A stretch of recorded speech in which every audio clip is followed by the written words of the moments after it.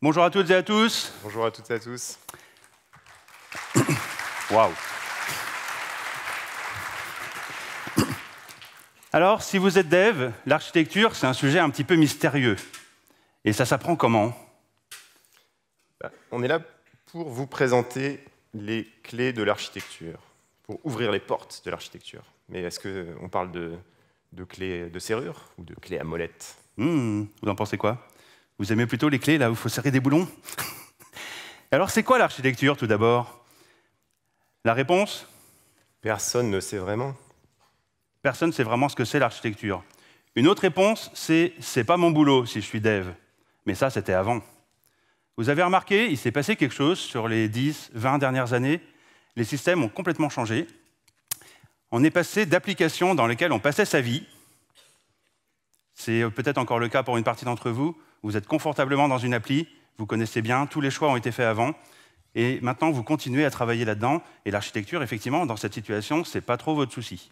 Mais ça, c'était avant. Maintenant, tout est devenu modulaire. De plus en plus distribué. Ça s'éloigne. Et plus on devient modulaire, donc c'est un petit peu à cause du cloud, ça aussi, pour bien profiter du cloud, il faut les charges, il a fallu les décomposer en plusieurs bouts. Et qui dit décomposition, qui dit distribué, dit qu'il y a de plus en plus de entre les bouts. Et ce entre les bouts, quelqu'un doit s'en occuper. Et de plus en plus, vous l'avez senti, c'est à vous que ça revient. C'est le boulot de tout le monde. Et alors l'architecture, c'est aussi un sujet qui n'est jamais fini. Il est toujours en train de changer. Tiens, là, on vient d'ajouter un truc. Il s'étend, il bouge tout le temps. Et là, on a remplacé un bout aussi là-bas. Donc c'est notre boulot tout le temps, à tous, de plus en plus, de faire tout ça, ce qui amène à une question vertigineuse. Qu'est-ce qu'on doit savoir? C'est la bonne question. On pourrait passer sa vie, tu l'as remarqué, d'ailleurs on a passé notre vie à apprendre, mais on peut passer sa vie juste à lire tout ce qu'il y a à lire sur l'architecture. Et on ne ferait rien si on faisait que ça. Donc aujourd'hui, on va essayer de synthétiser un peu tout ça. Et alors ce talk, je l'ai conçu avec mon collègue Christian. Non, il est là. En fait, il n'est pas là. Il a dû s'absenter pour une raison familiale imprévue, et malheureusement. Et sérieuse. Donc, écrit et composé avec Christian, mais aujourd'hui, il sera interprété avec Éric Lemerdy, qui a découvert ce matin, à 6h30, qu'il serait sur scène avec moi aujourd'hui. Merci.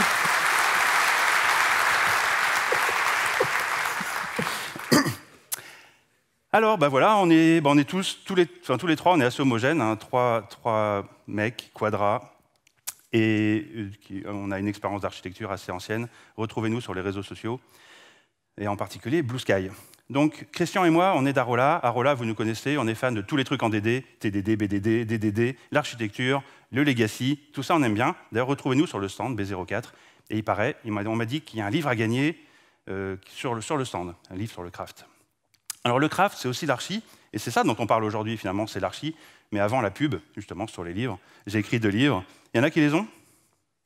Ouais. Ouais, pas mal. Bon, il y en a un qui est vieux et l'autre, et la nouvelle édition sort bientôt. Alors, revenons à notre question. Qu'est-ce qu'on doit connaître? Alors, un premier bout de réponse, c'est déjà, vous ne saurez jamais tout. Et c'est pas grave, il va falloir vivre avec. Il faut vous y faire. Sérieusement. Vraiment sérieusement?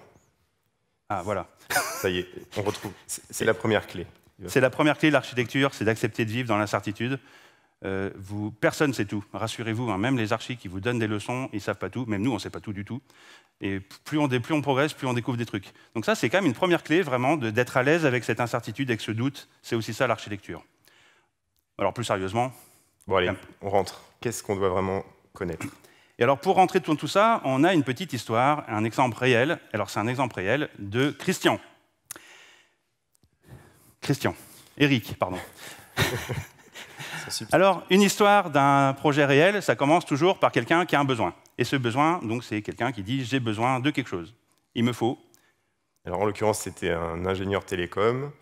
Bon, voilà, ça peut être un client, le métier qui a un besoin. Et donc, c'est ce qu'on appelle le business, votre client. Mais alors ici, c'est un client qui comprend un petit peu la technique, mais il reste un client, hein, il ne comprend pas tout comme nous. Alors, qu'est-ce qu'il nous a dit? Il nous a dit qu'il recevait des fichiers chaque minute et que derrière, il devait les intégrer tous les quarts d'heure. C'est ce qu'il nous a exprimé. Waouh! Et alors ça, c'est incroyablement... Vous avez déjà vu un client qui vous donne un besoin aussi bien dit, sans rien supposer de la solution? Ça arrive jamais à l'état sauvage. Alors pourquoi c'est arrivé ici? Parce que Christian... Il a passé du temps pour arriver à cet état-là. Il les a éduqués pour les inciter à parler de leurs problèmes, de leurs besoins. Un an à travailler au corps l'interlocuteur jusqu'à ce que cet interlocuteur arrive à donner son besoin sans se retenant de penser solution. Qu'est-ce qu'il aurait pu dire à la place? Il aurait pu nous dire, les gars, j'ai besoin d'un plugin pour mon outil de monitoring. Pas alors il aurait pu dire, il me faut un composant qui écrive dans la table, machin. Ça vous arrive, ça, des gens qui vous demandent des choses comme ça? Tout le temps, hein, ouais. Et très souvent, d'ailleurs, quand on creuse le problème, il n'y a rien à faire. Donc ici, on a un beau problème, génial. Donc on est déjà bien. Et ça nous amène à cette première, et ça nous amène donc au contexte de notre système. Le problème étant posé, vous savez qu'on a tout est bien disposé. On reçoit d'un côté des fichiers toutes les minutes, et de l'autre côté, il faut agréger toutes les 15 minutes. Tout ça, c'est de la télécom, donc ça vient d'équipements, d'antennes, etc., ce qu'ils appellent les équipements avec des cellules dedans, c'est ça le langage. Et de l'autre côté, c'est le monitoring pour détecter les pannes. Alors une première piste, ce serait d'essayer d'arriver à synchroniser là, ces deux temps. Est-ce que c'est possible que les équipements se mettent à émettre les fichiers toutes les 15 minutes? On n'a plus rien à faire. Ce serait la première idée, très très important. Alors, Christian a demandé, bien sûr, ils ont essayé. Est-ce qu'on peut changer le firmware? Non, en fait, on ne peut pas. Cette option est trop facile. Sinon, il n'y aurait plus de token, de toute façon. Donc ça tombe bien. Alors, il va y avoir quelque chose à faire. Et donc, on a un côté, vous sentez bien qu'en fait, un bon problème bien posé, c'est une frustration. C'est un problème, il est décrit en creux. On ne parle pas de solution, on parle de qu'est-ce qui manque au monde. Et ensuite, on remplit. Et la solution, elle émerge toute seule quand le problème est bien posé. Il reste le plus dur, le nommer. Alors l'équipe, là, s'est mis d'accord sur le mot agrégator. Bon, c'est vrai qu'on est en IoT, donc le métier, il est très technique. Le langage, il est assez pauvre. Mais agrégator, l'avantage, c'est que ça permet des blagues pendables comme agrégator. Ouais, désolé, on n'a pas trouvé mieux. Il faut mettre de l'humour dans les talks, alors on s'est forcé, mais là... En vrai, le dessin, il était beaucoup plus ennuyeux. C'est un dessin sérieux à la C4, vous connaissez peut-être. Et donc, c'est quoi? C'est un dessin où on retrouve tout ce qu'on a dit là, mais en écrit plus petit. Et donc, un diagramme de contexte, c'est très important. Qu'est-ce qu'on y trouve? Le problème au milieu. Voilà, au milieu, c'est vous. Et autour, c'est le reste du monde. Et on raconte une histoire en plus avec le gauche-droite. Ici, c'est le flux des données qui coule. Ce qui nous amène à la principale clé de tout le talk. Commencer par le problème. C'est une clé dorée. Elle a l'air legacy, elle a l'air vieille, je pense que la serrure qu'il y a derrière, on peut la crocheter facilement. Oui, mais il y a une seule dent, là. Elle est facile à craquer, mais il faut y penser. Voilà. C'est la première et la principale. On commence par ça. Et donc, comment on l'applique? On se pose la question, c'est quoi le but? C'est quoi vraiment le but? Et ici, le but, c'est agréger. C'est facile, et c'est l'agrégator. Donc, on va le répéter encore sur des slides qui suivent, parce que c'est tellement important. Ça paraît banal, mais si vous faites de l'architecture ou si vous aidez vos collègues à vraiment penser problème, avant de penser solution, vous améliorez déjà, vous boostez de moitié votre efficacité architecturale.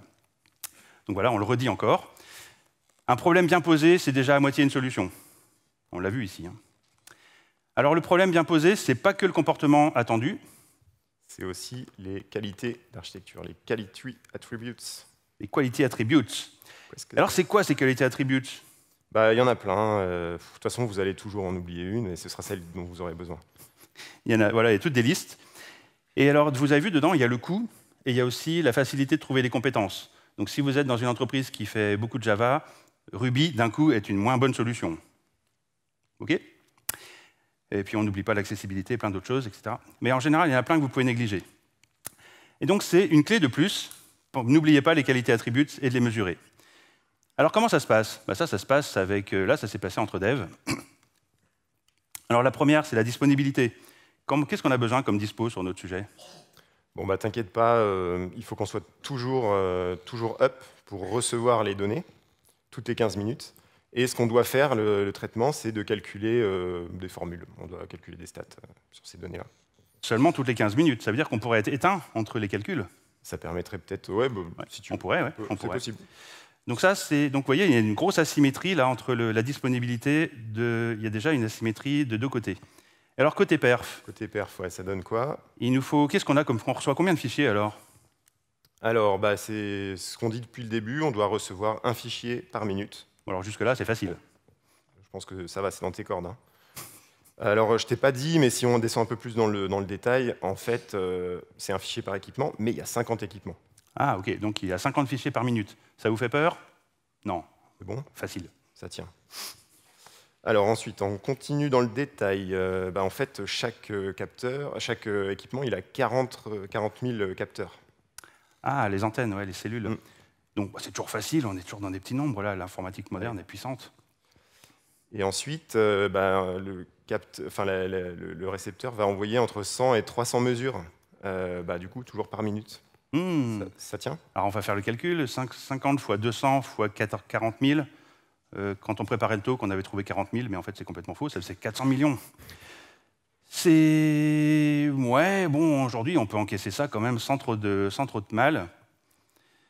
D'accord. Alors il y a quand même un truc, non? Donc ça, on a parlé de la partie émission des données. Dans la réception, on doit juste attendre 15 minutes à rien faire. Et après, tout ce que tu as collecté, tu dois l'intégrer. Tu veux dire qu'on a 6 milliards de points à calculer instantanément, à la fin, toutes les 15 minutes? Ah ouais, c'est ça en fait, c'est ça. T'as préparé le talk? Rassure-moi, les calculs, c'est que des sommes? Alors, pas tout à fait. En fait, il y a pas mal de formules. Tu sais, la télécom, c'est compliqué. Hein. Des fois, tu n'auras même pas besoin de les comprendre. Il faudra juste les appliquer. Mais il faut quand même faire des calculs. Et c'est ce qui fait qu'on est obligé de les faire à la fin. Alors, on a combien de temps pour calculer tout ça? Alors, quand j'ai demandé au métier, il m'a dit immédiatement. C'est évident. Hein. Pourquoi attendre? Par contre, là, tu vas me remercier. J'ai réussi à négocier qu'on ait un temps d'attente de 2 minutes. C'est bon, on a 2 minutes. On a 2 minutes pour faire les calculs. Remercie-moi. High five. Alors, comment tu as fait ça pour avoir 2 minutes? Il voulait instantanément au début. Il m'a regardé comme ça, il m'a dit tout de suite. Bon, alors j'ai commencé à lui parler avec le langage qu'il connaît. Je lui ai dit, écoute, si tu veux que ce soit instantané, ça va vraiment te coûter cher. Et puis après, j'ai commencé à le gratter un petit peu, j'ai commencé à l'embêter. Je lui ai dit, mais cher, mais pourquoi faire? Ah. Alors il m'a répondu, il m'a dit que c'était pour avoir besoin d'anticiper les pannes sur les équipements, pour alimenter le monitoring. C'est pas pour détecter les pannes directes, hein, c'est pour les voir venir. Donc en fait, c'est pas besoin d'être instantané. Et si tout est en panne vraiment brutalement, le temps de réaction, c'est un technicien qui va se déplacer. Et donc on est dans l'heure et demie. Donc finalement, on a réussi à lui faire accepter les 2 minutes. Raisonnable. Alors voilà, on a un accord, on a une durée. Et vous voyez qu'ici, on a une clé. C'est une clé importante aussi, c'est de négocier l'architecture logicielle. C'est pas que du logiciel secret, c'est des gens aussi. Négocier, parler aux gens. Et puis bien sûr, éduquer aussi. Alors c'est aussi se faire éduquer, mais c'est aussi penser à éduquer les autres. Non, tout le monde n'a pas besoin que tout soit transactionnellement cohérent tout le temps. Par exemple. Alors revenons à notre contexte. On a l'agrégator, ça rentre, ça sort. On va reprendre ces qualités, ces attributs de qualité dont on parlait. Donc gros volume à droite, à gauche, encore plus gros volume à droite. Disponibilité différente gauche-droite. À gauche, c'est continu. À droite, on a des agrégations à faire en burst. Et le reste du temps, on dort. Vous sentez qu'en fait, on a des clusters ici. Le problème, il n'est pas homogène. On a 2 blocs inhomogènes qui donnent envie de se dire qu'est-ce qu'il faudrait pour les rendre homogènes à nouveau. Et ça fait que ce qui était un gros bloc au milieu se split. Bing, il reste à nommer le morceau qui manque. Donc ils l'ont nommé Major Dispatcher. Ils sont dans les télécoms. Hein. Tout est dispatcher dans les télécoms. C'est la tradition des commutateurs. Les gens normaux, on aurait appelé ça ingestion, non? Non, si. C'est de l'IoT, après tout. Et on voit apparaître une modularité, donc avec des modules. Ils sont marqués en gros, là, comme ça on les voit bien. Mais donc, les contraintes techniques ici, les zones de contraintes homogènes, nous ont guidés pour modulariser notre architecture. Cyril, je t'arrête tout de suite. Ça fait pas 10 ans que tu nous racontes que DDD, c'est important, qu'il faut parler métier, langage, et là tu me dis d'un seul coup, en fait, c'est la technique qui dirige tout? Je te comprends plus, Cyril. C'est vrai, ça fait 15 ans que j'en parle, des bandits de contexte pour découper le métier, en faisant des clusters de langage métier, tout ça. Qu'est-ce qui se passe? J'ai changé d'avis. T'as changé d'avis? Oui. Là, ce matin. J'ai regretté. À 6h30. Je regrette d'avoir oublié de parler aussi des critères technologiques. Mais il y a une bonne nouvelle dans tout ça, c'est que le découpage technique, avec ses critères de quality attributes, et le découpage métier, en fait, ils sont extrêmement corrélés. Et donc, les deux, il faut faire les deux, il faut les comparer et voir quand est-ce qu'ils raccordent. Et très souvent, ils vont raccorder. Si vous prenez un catalogue en e-commerce, la partie consultation, elle est extrêmement asymétrique avec la partie préparation du catalogue, ce qu'on appelle un PIM. Et cette asymétrie, on la retrouve dans le métier. Il y a le PIM, il y a la consultation catalogue. Techniquement, il y en a un qui scale, pas l'autre.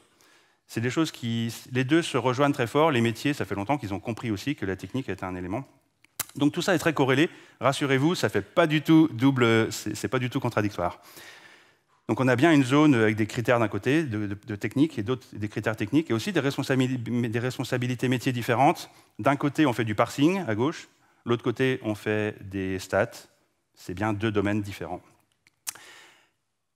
Donc on a identifié 2 clusters, 2 sous-domaines. Moi, ça me paraît assez propre, en effet. Donc voilà, on a ces 2 domaines. On a donc une vue logique de notre problème. 2 modules, 2 sous-domaines, et donc c'est une clé de plus. Il faut la retenir. Il faut penser modulaire. C'est comme ça qu'on va adresser le problème. Et cette modularité, finalement, c'est comment rendre homogène, faire des zones homogènes en métier ou en technique. Alors maintenant, on va implémenter. On revient dans l'équipe. Allez, on redescend. Et donc, il nous faut implémenter 2 services, puisqu'on a 2 domaines. Il nous faut 2 services, n'est-ce pas? Tu rushes tout de suite comme ça oui, on a 2 sous-domaines, il faut 2 services. Tu vas un peu vite. Tu ne penses pas que 2 processus est plus complexe qu'un seul? Ah bah si, évidemment. Vous êtes d'accord, 2 process, c'est plus compliqué qu'un. Hein. Ça amène, il faut déployer 2 trucs, il faut les coordonner, il faut serialiser, déserialiser. Il y en a un qui peut être en panne ou pas, il faut surveiller tout ça. C'est plus complexe, en effet. Moi, je te propose vraiment de partir que sur un seul service. OK. Donc, ici, on a une vue logique en 2 bouts. Mais attends, tu es en train de me dire qu'on va livrer physiquement en un seul bout? Faisons ça, c'est beaucoup plus simple.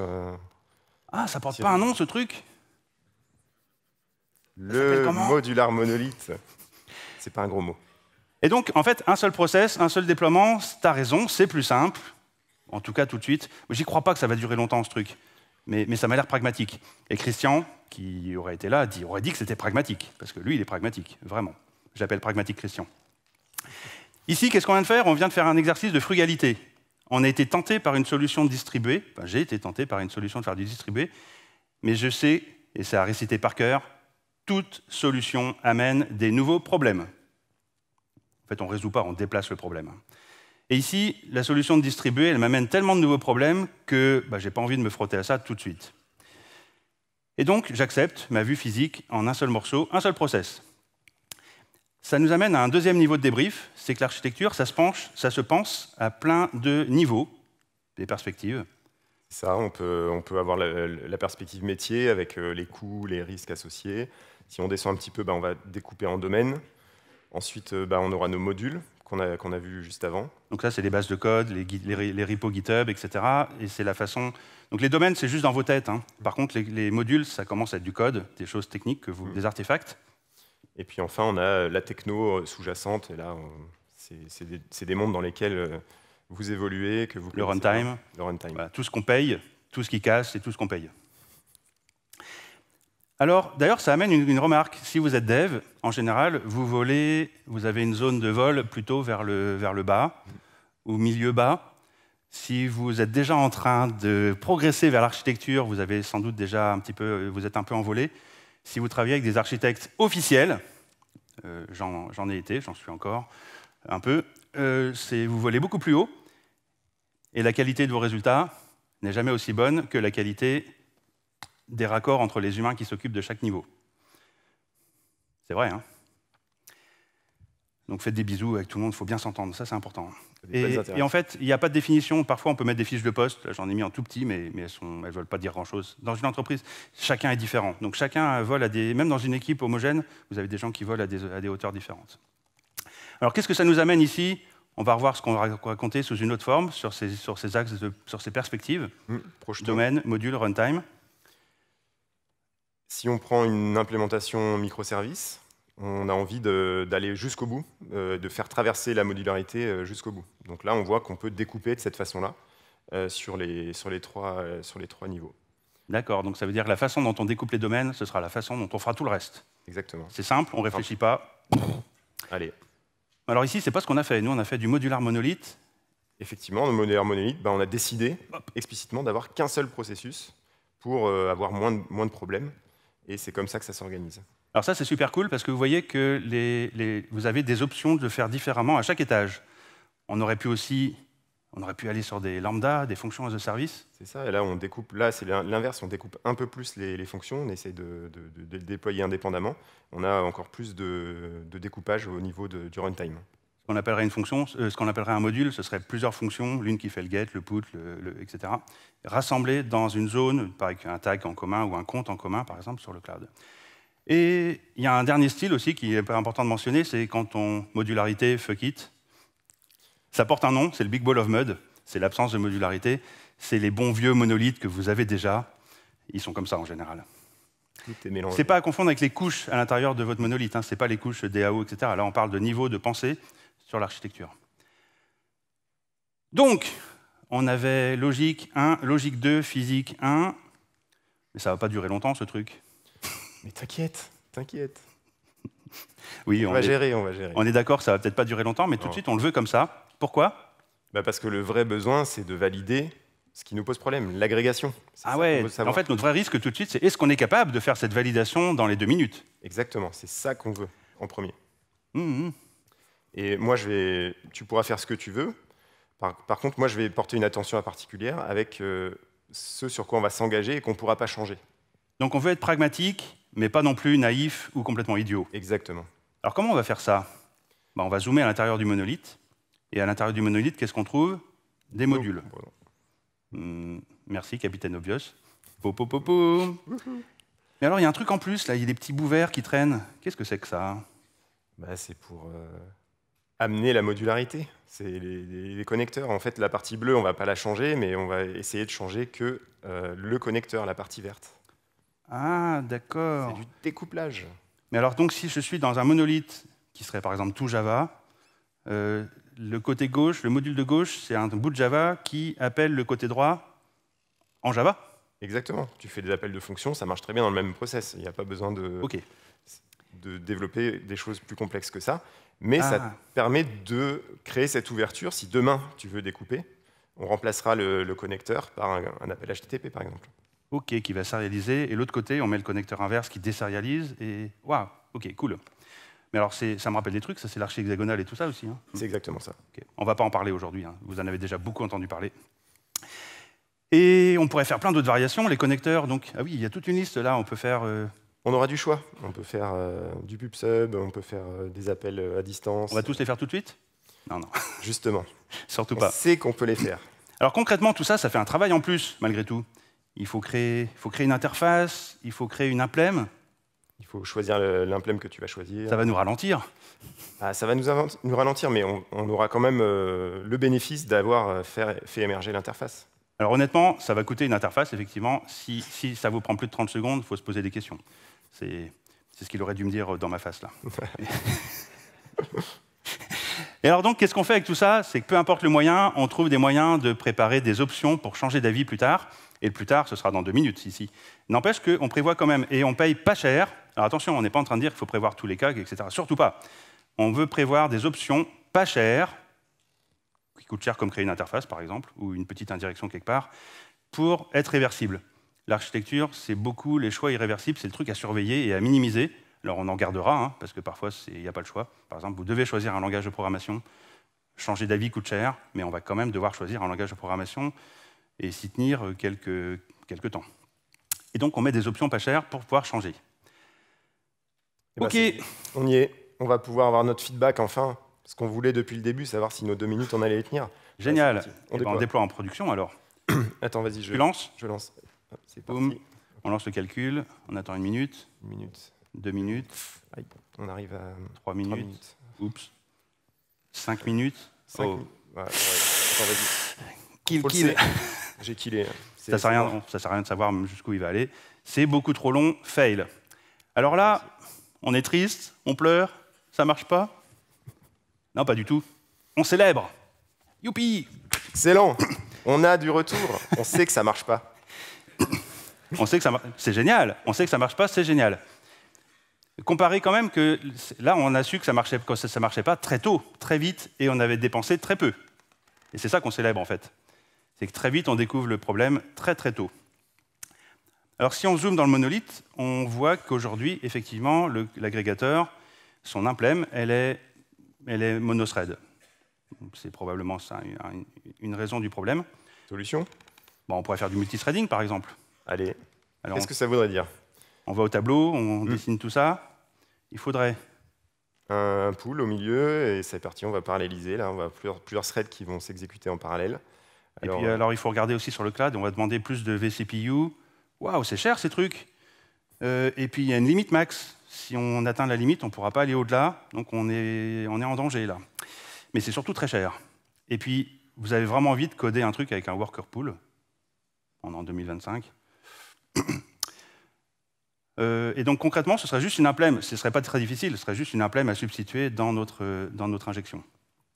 Qu'est-ce qu'on pourrait faire d'autre? On peut faire du multi-instance dans ce cas-là. Ah, donc ça voudrait dire, OK, mettre un pub-sub, une élasticité. C'est ça. Et puis l'avantage, c'est que c'est des fonctions qui sont offertes par le fournisseur de cloud. Donc, ça coûte moins cher. Et il n'y a rien à faire nous-mêmes. Il n'y a rien à faire nous-mêmes, ouais. Ça, je prends. Peut-être qu'on va payer plus Il n'y a cher. rien à faire nous-mêmes. Donc on s'appuie sur des problèmes difficiles. On pourrait le dire, en fait, partager des données, c'est un problème qui n'est pas si simple, entre plein d'instances. C'est le genre de truc qu'on ne va pas coder nous-mêmes. Ça aurait pu être une clé. Hein. Reconnaissez les problèmes difficiles et déléguez-les à quelqu'un d'autre. Le problème des problèmes difficiles, c'est qu'ils ont l'air faciles. C'est juste écrire, relire, mais avec des garanties fortes. C'est partager de l'état entre plein de machines. Ça, c'est des problèmes durs, ultra durs, trop durs pour vous. Il faut les déléguer à du middleware ou au cloud en manager.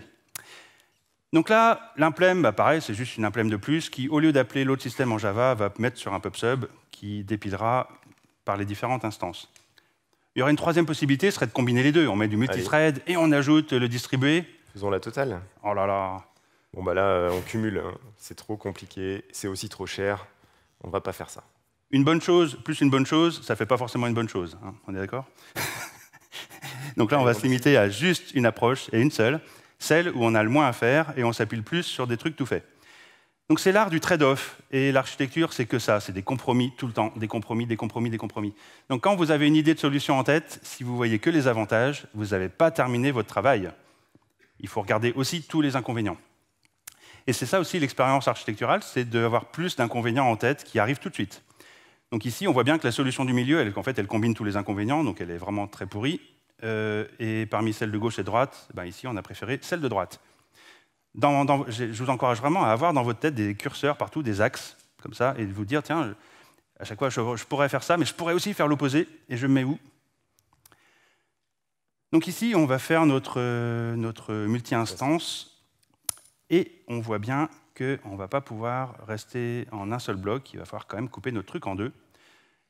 Là, c'est la fin du modulaire monolithe. Tant pis, ça me plaisait bien. Hein. On le voyait venir quand même, hein, entre nous. On savait bien que ça n'allait pas durer longtemps. Mais on a quand même essayé et on a gagné du temps grâce à ça. Donc le unprocess, c'était bien aussi, mais non, on va passer en microservices. Allez. Donc maintenant, on va avoir 2 services, 2 déploiements et puis plein d'instances grâce à l'élasticité. Autant qu'on veut. Et tout ça grâce au PubSub de GCP. Alors quand j'entends PubSub, j'entends aussi, bien sûr, une nouvelle solution asynchrone. Et qui dit nouvelle solution dit des nouveaux problèmes. Merci. Qu'est-ce qui pourrait mal se passer? Et c'est ça qu'on doit connaître par cœur. On y va? Qu'est-ce qui pourrait mal se passer avec un tuyau asynchrone? Bam! Et on n'a pas mis toute la liste. Hein. Les 4 gros, là, qu'à parmi plein d'autres. Pas assez de ressources. On va perdre des messages. Les messages vont se mélanger. Et puis, on va les recevoir en double, en triple. Et tout ça, ça veut dire tout ça, de l'asynchrone. Alors, les 2 premiers. Si tu perds des messages ou si tu n'as pas assez de ressources, tu peux demander à ton cloud provider de te fournir ça. Donc, tout ça, c'est fourni par c'est garanti. C'est garanti. Donc ça, on va dire, ça, on fait confiance à notre fournisseur de cloud, l'hyperscaler.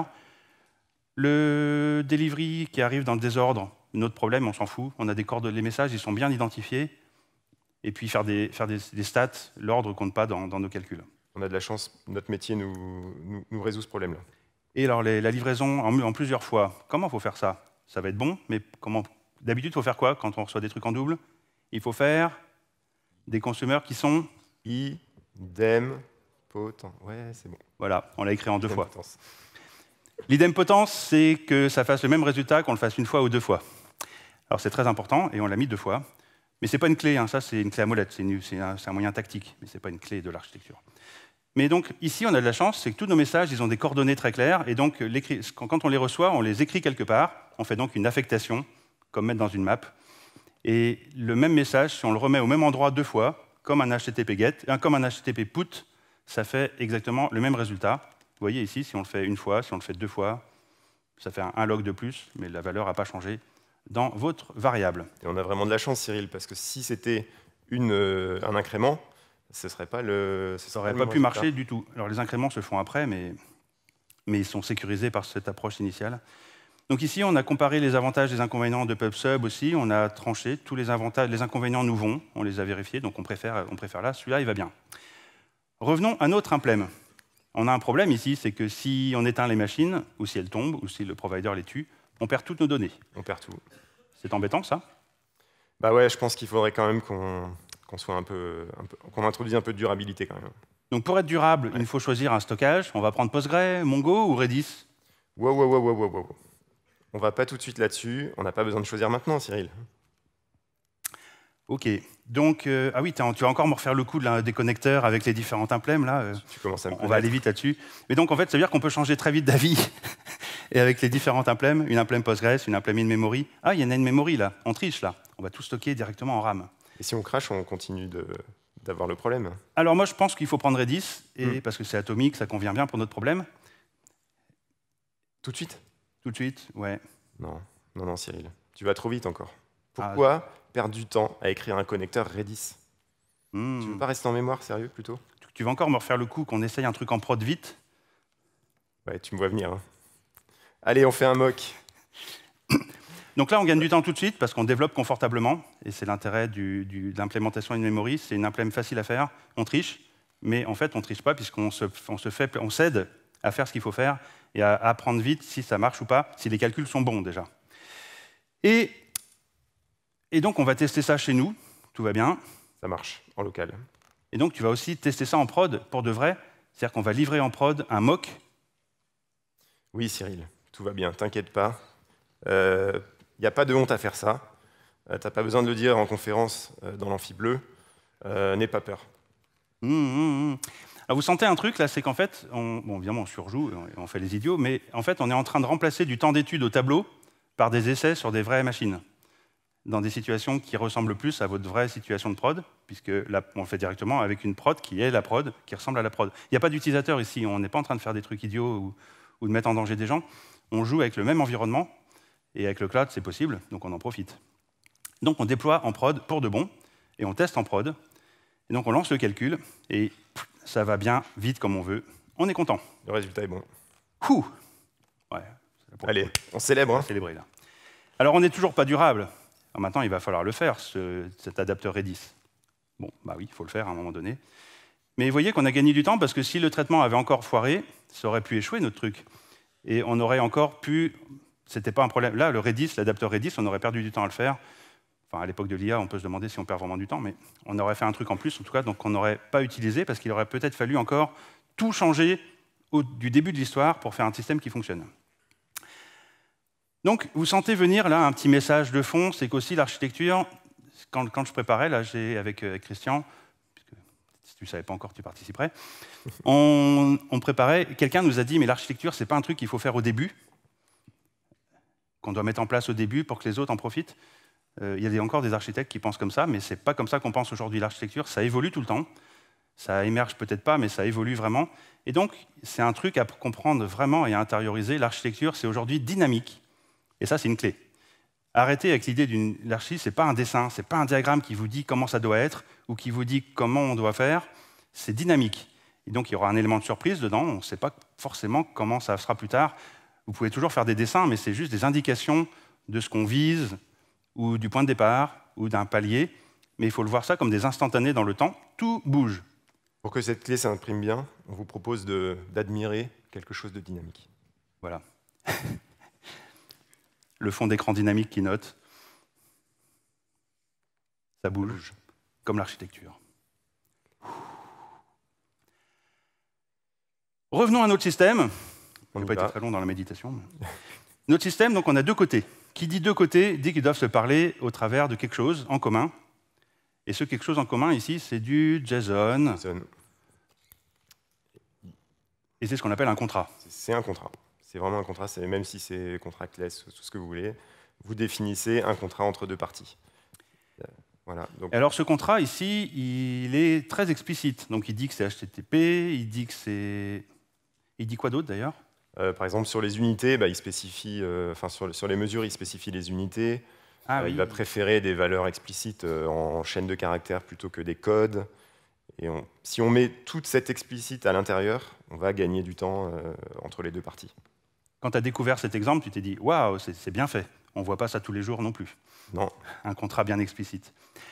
Alors ce contrat bien explicite, il a un petit problème, c'est qu'il y a une typo ici. Vous voyez, il y a 2 Y. Vous l'aviez vu? Ah, je l'ai fait exprès. On l'a fait exprès de mettre une typo. Parce que maintenant, on va la corriger, la typo. Pouf. Donc il suffit de renommer, hein? Non? On s'arrête là, hein? Non, non. Ah, là, on l'a fait... C'est quoi de ça? Il est en double? Mais c'est fait exprès. T'inquiète pas. Ah. C'est propre. Mais le pire, c'est que c'est propre, en fait. C'est vraiment comme ça qu'il faut faire. Quand vous avez un contrat, donc là, c'est une clé type clé à molette, mais celle-là, elle est vitale. C'est tactique, mais c'est vital.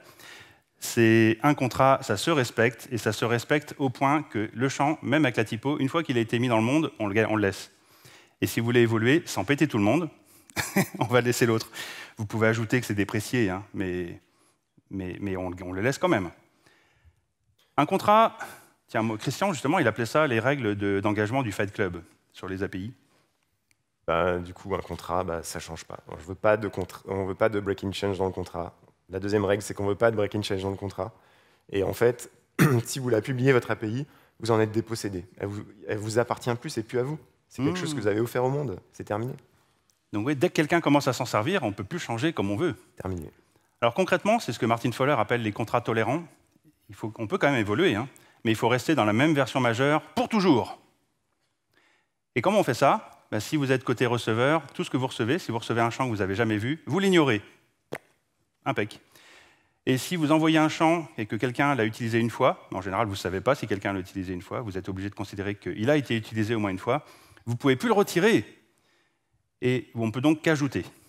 Ce truc, il est fait pour imprimer. Cette image, elle est faite pour être un poster que vous imprimez au mur, en gros, partout, pour que tout le monde l'ait en tête. Ça va vous sauver la vie. Parce qu'en fait, mentez pas, vous passez une partie de votre temps à intervenir pour réagir tous les contrats que vos collègues ont pétés dans les autres départements et partout. Une partie de votre semaine, ça ne sert qu'à ça. Hein, c'est vrai, hein? Situation vécue.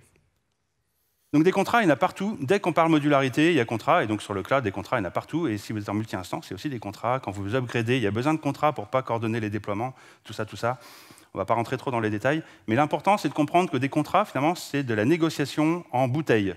C'est de la coordination qu'on met en conserve. Et ça, pour le coup, c'est un truc à avoir bon au début, le plus possible. Il y a des techniques pour ça, le dogfooding, essayer d'utiliser soi-même son contrat, etc. Mais finalement, c'est Jacques Chirac qui en parle le mieux, les contrats, en disant que c'est ce qui permet, ça permet d'en toucher une sans faire bouger l'autre. C'est comme ça qu'il disait. Je ne sais pas si on peut le répéter, mais c'est le truc qu'on va négocier une fois pour qu'ensuite ça puisse bouger d'un côté sans que le changement se propage de l'autre côté. Alors comment on pratique tout ce qu'on vient de voir ici, toutes les clés de l'architecture? Vous allez rentrer chez vous et retourner au bureau ou en télétravail et dire comment on pratique tout ça. Comment on fait? Comment on commence à pratiquer tous ces réflexes et toutes ces clés? Une première bonne idée, c'est de retenir tout ce que vous avez, toutes les décisions que vous allez prendre à travers l'ADR, Architectural Decision Record. Et ça permet de vraiment se souvenir de nos choix de décision et garder trace de cette dynamique qu'on a vue tout à l'heure. Et ça vous force aussi à la faire, puisque devant votre ADR, si vous ne savez pas justifier pourquoi vous l'avez fait, si vous n'avez pas pensé aux inconvénients, vous avez honte tout de suite. Et ça, c'est très utile.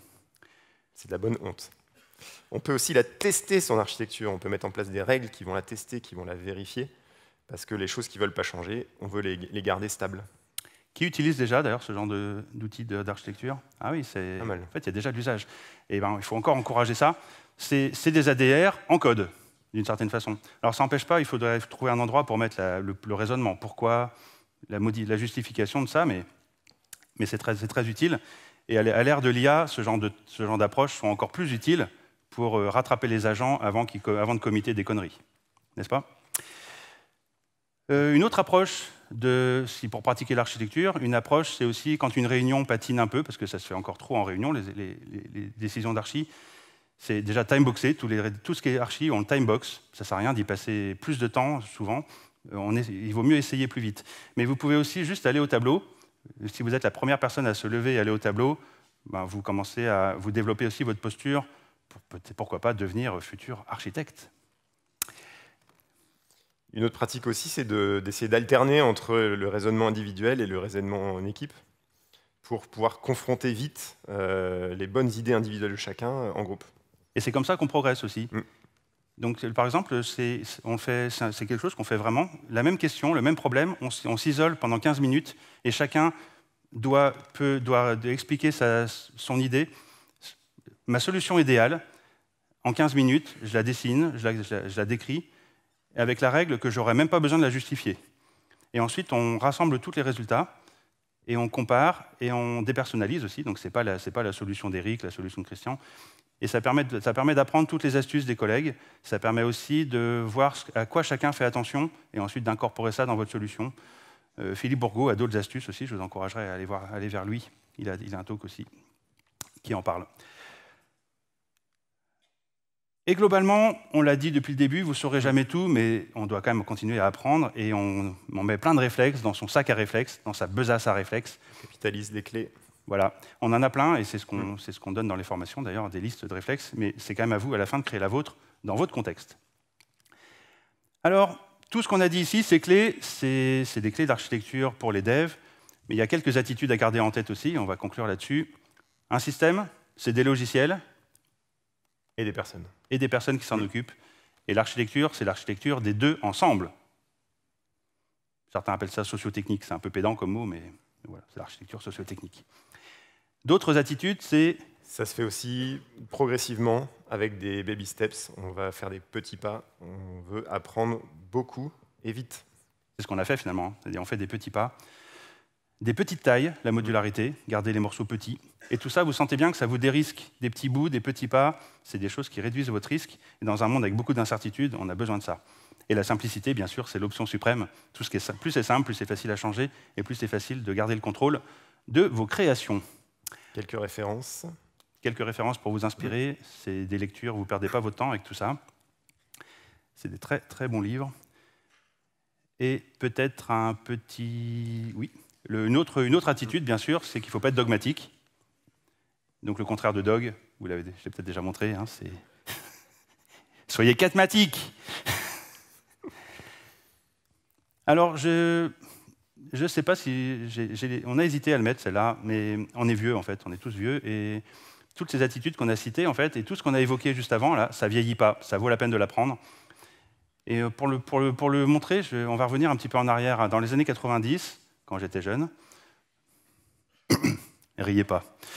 Il y avait des coiffures comme ça, et puis on écoutait la musique sur les Ghetto Blasta, comme ça, et c'était cool. Il y avait des nouveaux styles de musique urbaine et autres, et électronique aussi. Installer un logiciel, déployer, ça voulait dire enchaîner les disquettes. C'est pas qu'un symbole pour dire save, hein, ça existait ces trucs. Alors, fast forward 30 ans, avec une cassette, hein, fast forward 30 ans, tout a changé. Tout est mieux, tout est plus. Et finalement, si on regarde les fondamentaux, c'est les mêmes. On parle toujours de couplage et cohésion, de contrats. Il y a 30 ans, les contrats, c'était des contrats de points H avec des points CPP en C++. Aujourd'hui, c'est des API. Avec les CLIA, maintenant on parle d'MCP, mais vous retrouvez la même dynamique, le même raisonnement de contrat, et ce sera toujours vrai. Il y a toujours un niveau, il y a des contrats entre des moitiés. La modularité, elle va bien avec couplage-cohésion, ce sera toujours vrai. Tout ça reste, ça change de mots, mais c'est les mêmes raisonnements. Donc c'est une bonne nouvelle, puisque finalement on peut investir l'apprentissage et le récupérer plein de fois dans plusieurs générations technologiques. Avec ceci, merci de votre attention. Merci à tous. Et bon Devoxx.